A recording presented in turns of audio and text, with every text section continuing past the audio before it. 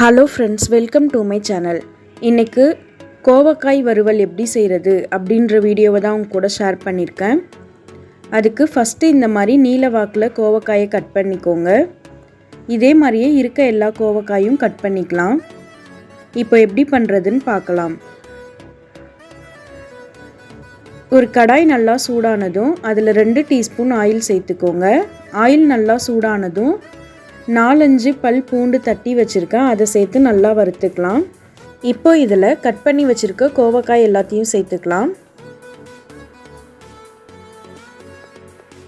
இப்போ 5 நிமிஷத்துக்கு ஹை ஃப்ளேம்லேயே இதை நல்லா ஃப்ரை பண்ணிக்கலாம்.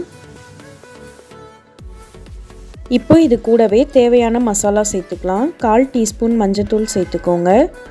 1/2 டீஸ்பூன் தனி மிளகாத்தூள் சேர்த்துக்கோங்க. 1/2 டீஸ்பூன் மல்லித்தூள் சேர்த்துக்கோங்க.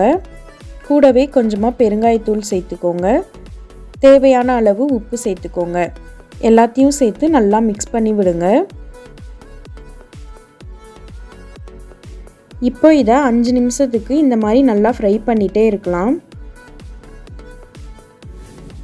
ஹை ஃப்ளேம்லேயே வச்சு ஃப்ரை பண்ணுங்கள். இப்போ ஸ்டவ்வை லோ ஃப்ளேமில் மாற்றி வச்சுட்டு இது கூட 1/2 டீஸ்பூன் அளவுக்கு குழம்பு மசாலா தூள் சேர்த்துக்கிறேன்.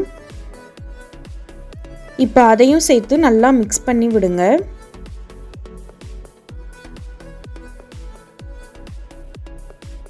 இப்போ லோ ஃப்ளேம்லையே இதை 2 நிமிஷம் நல்லா ஃப்ரை பண்ணி விட்டுட்டே இருக்கலாம்.